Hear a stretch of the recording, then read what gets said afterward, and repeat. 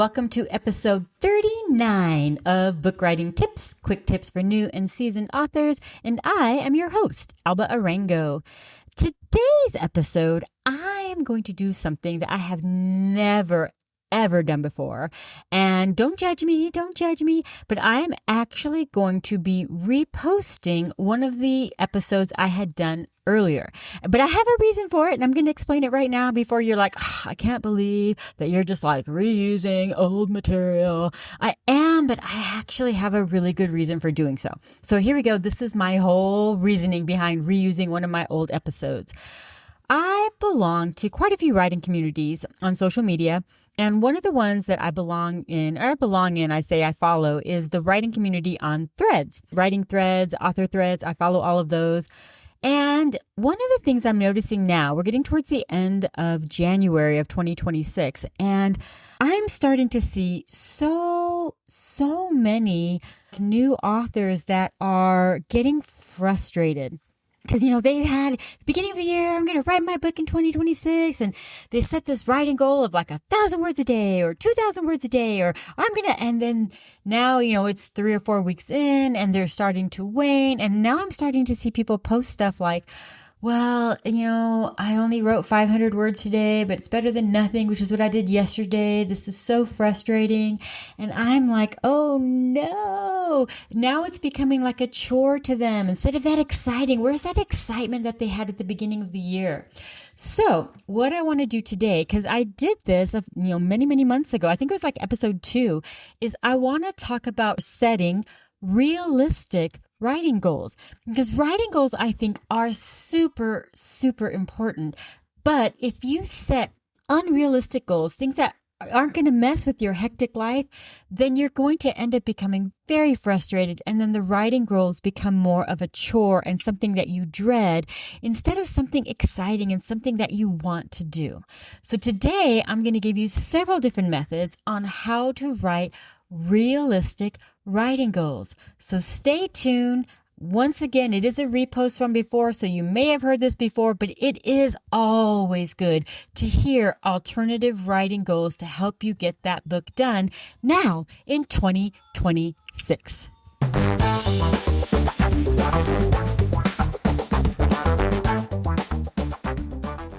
All right, so first I'm going to split this episode into 2 parts. The first part's going to be why I think writing goals are really helpful and what strategies I use that work really well for me. And then the second part's going to be several other different kinds of strategies, because it's important for you to find the writing strategy that works for you. The same strategy doesn't work for everyone. So it really goes by you, your personality, how hectic is your life. We're going to try to find, hopefully by the end of this episode, what strategy works best for you so that you can get your book done. All right, let's start this off. First of all, every speaking engagement I do, whether it's at a conference or a panel or at a library, almost always I get asked the question, how long does it take you to write a book? Okay, so I have published 12, and I always preface this with book 1. I need to explain to everyone that it took me 10 years to write my first book. 10 years! That's a really long time. If it took me 10 years to write every book, I would literally be dead before I wrote 13 books.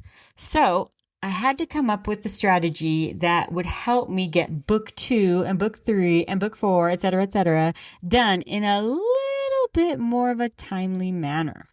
So most authors I have heard at conferences give this piece of advice, which works so well for so many people. And that advice is write every day. Even if it's just a sentence, but write every day. It gets you into the mindset. It gets you into the groove. It keeps you focused. And I'm going to tell you right now, that absolutely does not work for me. It never has. I've tried it. I've tried the writing every day thing.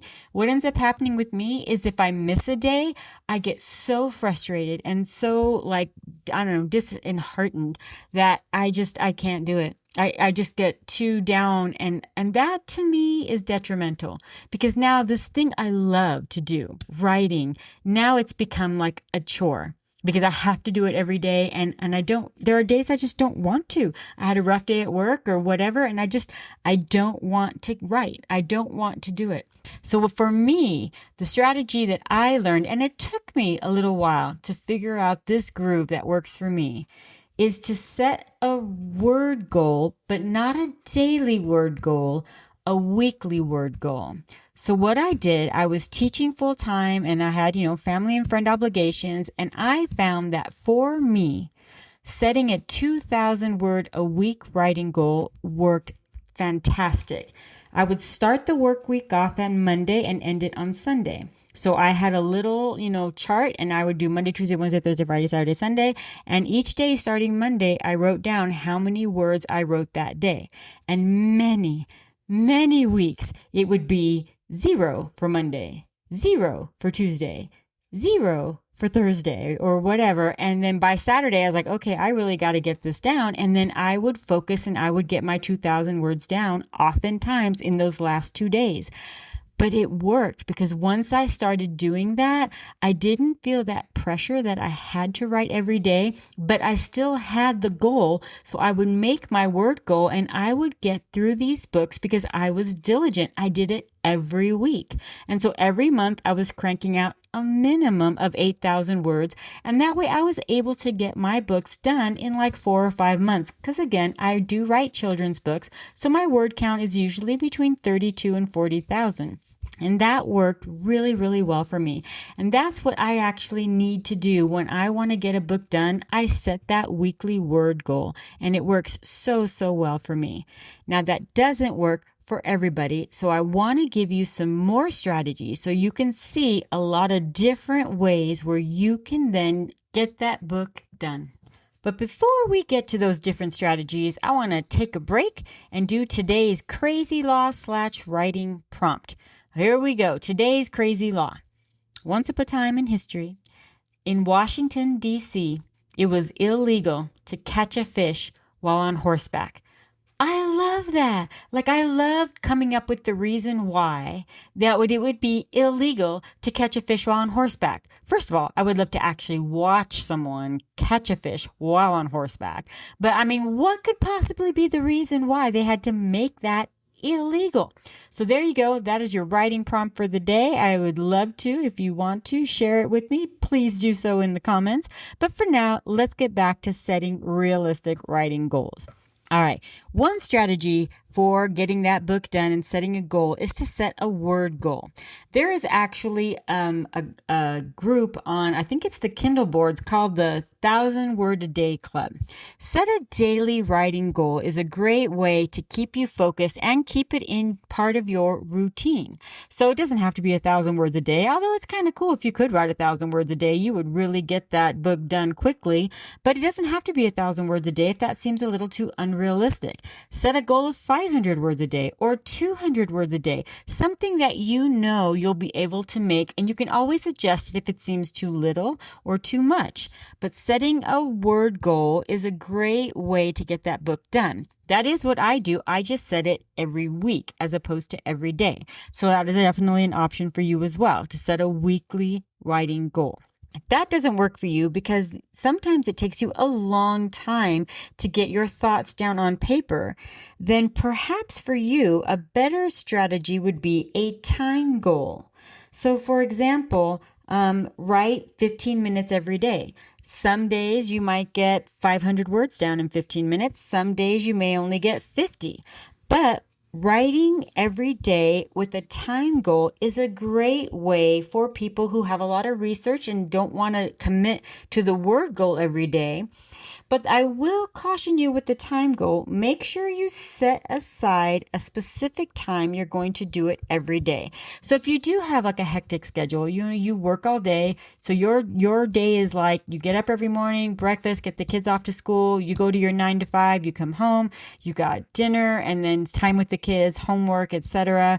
Maybe your goal can be from 9:30 to 10 every night. That's what I'm going to do. I'm going to write while your husband is doing whatever it is he's doing, or your spouse, your kids. Just tell them, hey, from 9:30 to 10, I'm going to spend that time just doing my writing. After that, we can do whatever. Before that, we can do whatever, but I need that time to get this book done. So set a specific time every day that you can do it. And if it's structured, that is the best way that ensures you're going to get it done.